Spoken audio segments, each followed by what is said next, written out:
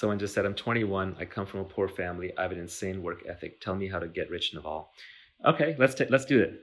So, that's what I did my famous tweet storm about. It's pinned on my profile. You should go read it. Of course, every one of those tweets can be extrapolated into an hour's worth of conversation, but that's a good starting point. You kind of want to absorb all the different pieces, and whatever you don't understand, I can always extrapolate on much more. But I would say, the first thing that this person asked about how do I get rich, they said, I'm 21 and I have an insane work ethic. It's not really work ethic that matters. Unfortunately, there are people who bust their butts 80 hours a week, 120 hours a week, whatever the insane numbers are, and they don't get rich. So it's not really about hard work, right? You can work in a restaurant 80 hours a week and you're not going to get rich. So it's about knowing what to do and knowing who to do it with and when to do it. So it is much more about understanding than it is purely about hard work. Yes, hard work matters and you can't skimp on it, but it has to be directed in the right way. And if you don't know yet what you should be working on, then that is the most important thing to figure out. And you probably shouldn't be grinding at a lot of hard work until you figure out what you should be working on. I would say that the most important skill to getting rich is becoming a perpetual learner. Okay, you have to know how to learn anything you want to learn. There should be no book in the library that scares you, whether it's a math book or a physics book or an electrical engineering book or a sociology book or an economics book.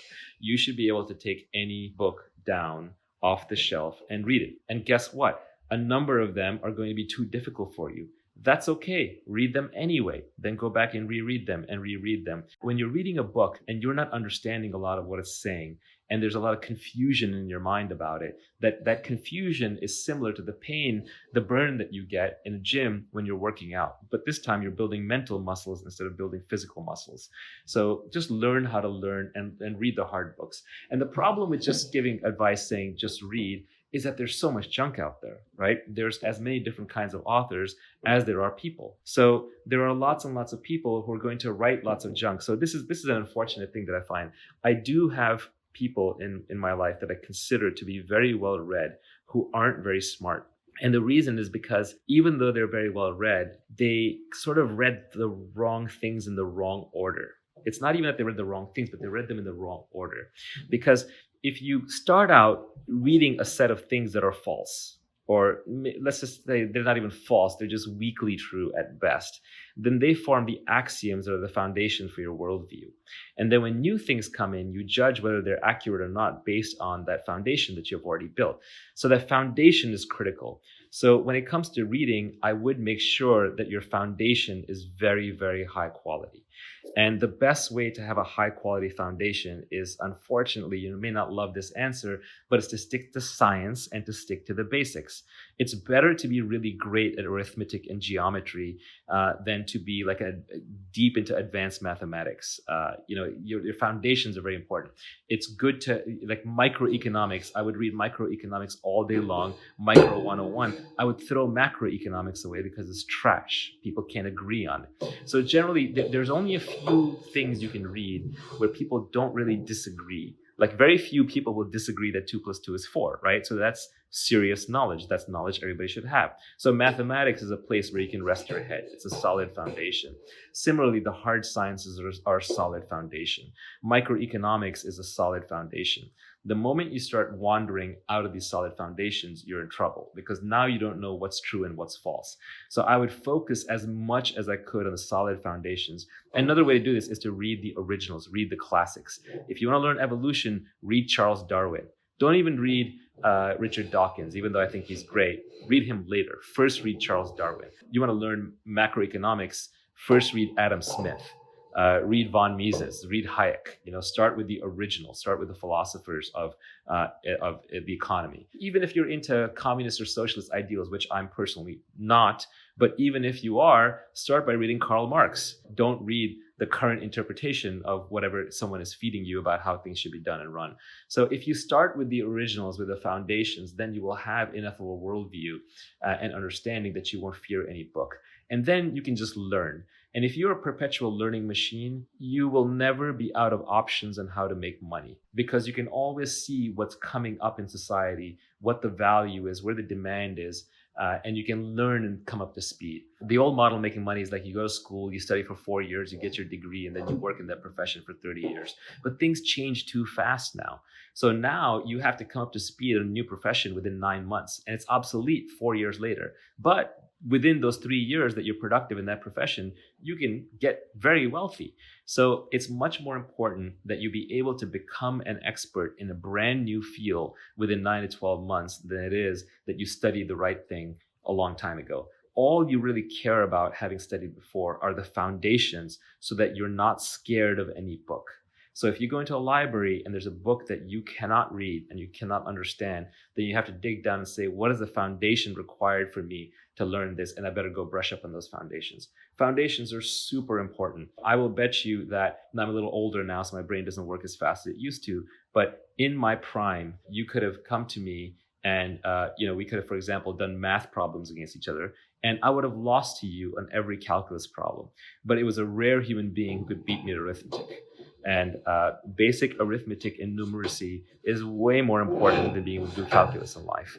Similarly, being able to convey yourself simply using ordinary English words is far more important than being able to write poetry or having a very extensive vocabulary or knowing 7 different foreign languages. Knowing how to just be persuasive when speaking, that sales skill is far more important than being an expert digital marketer and click optimizer on the internet. So foundations are key. It's just so much better to be a 9 out of 10 or a 10 out of 10 on foundations than to try and get super deep into things. Now, you do need to be deep in something, because otherwise you'll be a mile wide and an inch deep and you won't get what you want out of life. But you can only achieve mastery in 1 or 2 things. It's usually the things that you're obsessed about at that time. And you have to sink a lot of time into it almost by definition. So you can't have mastery in everything. But if you have the foundations, then you can pick what you want to have mastery in, as opposed to just wish that or just have gotten lucky that you stumbled into it at the right time in your life early on. Another idea that I got, and this may remind you of Confucius too, is that wisdom acquisition was a moral duty. It's not something you do just to advance in life. Wisdom acquisition is a moral duty.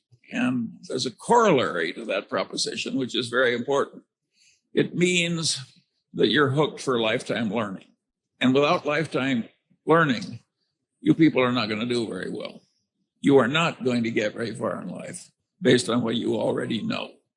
You're going to advance in life by what you're going to learn after you leave here. If you take Berkshire Hathaway, which is certainly one of the best regarded corporations in the world, and it may have the best long-term investment record in the entire history of civilization. The skill that got Berkshire through 1 decade would not have sufficed to get it through the next decade with the achievements made. Without Warren Buffett being a learning machine, continuous learning machine, the record would have been absolutely impossible. The same is true at lower walks of life. I constantly see people rise in life who were not the smartest, sometimes not even the most diligent, but they are learning machines. They go to bed every night a little wiser than they were when they got up. And boy, does that habit help, particularly when you have a long run ahead of you. Alfred North Whitehead said at one time that the rapid advance of civilization came only when man invented the method of invention. And of course, he was referring to the huge growth in GDP per capita and all the other good things that we now take for granted, which started a few 100 years ago. And when before that, all was stasis. If civilization can progress only when it invents the method of invention, you can progress only when you learn the method of learning. I was very lucky. I came to law school having learned the method of learning. And nothing has served me better in my long life than continuous learning. And if you take Warren Buffett, if you watched him with a time clock, I would say half of all the time that he spends is just sitting on his ass and reading. A big chunk of the rest of the time is spent talking one-on-one, either on the telephone or personally, with highly gifted people whom he trusts and who trust him. In other words, it looks quite academic, all this worldly success. Cicero is famous for saying, a man who doesn't know what happened before he's born goes through life like a child. Now, that is a very correct idea of Cicero's. And he's right to ridicule somebody so foolish as not to know what happened before he was born. But if you generalize Cicero, as I think one should, there are all these other things that you should know in addition to history. And those other things are the big ideas in all the other disciplines. And it doesn't help you just to know them enough so you could prattle them back on an exam and get an A. You have to learn these things in such a way that they're in a mental lattice work in your head and you automatically use them for the rest of your life. If you do that, I solemnly promise you that one day you'll be walking down the street and you'll look to your right and left and you'll think, my heavenly days, I'm now one of the few most competent people of my whole age cohort. If you don't do it, many of the brightest of you will live in the middle ranks or in the shallows. It gives me real joy to hear Charlie and Naval agree on the path to success, learning all the time. They didn't say you need pure intelligence or luck. Those help, of course. But they both agree that if we learn constantly new concepts, high-quality ideas, and knowledge useful to society, we are going to improve our lives. It is something we can all do. It is something we can control. But here is what most people miss. Even perpetual learning isn't enough if you are learning in isolation or if you are learning the wrong things. Quality matters. Order matters. Structure matters. It is not enough to read widely and randomly. You need to organize what you learned into frameworks, patterns, and systems that connect and reinforce each other. When you understand game theory or thermodynamics, you start seeing these patterns everywhere. In business, relationships, and organizations. These aren't just academic concepts. They become tools you automatically reach for. And here is the final piece that ties it all together. We must learn how to think, not just what to think. We must learn logic, identify fallacies in our own reasoning, question our assumptions ruthlessly, and update our beliefs when new evidence appears. This meta skill, learning how to learn, thinking about how to think, is what separates those who continuously adapt from those who become obsolete. I am at the beginning of my own learning journey with Charlie and Naval as my virtual mentors, and I will be sharing my knowledge as I progress with you, right here on this channel. If you want to join me on this journey, if you want to become a perpetual learning machine and build that mental latticework Charlie talks about, then subscribe. Every week, I'll break down insights from great thinkers and share frameworks that actually work. No AI slop here, just real knowledge from a real human who loves reading. Speaking of foundations, Naval says, stick to the basics, stick to the originals. So let's do exactly that. I have already done a deep dive into The Intelligent Investor book by Benjamin Graham, the book Warren Buffett calls the best investing book ever written. Investing is a must-have skill to protect your hard-earned money. Click here to watch that analysis. Thank you very much for watching, and I'll see you next week.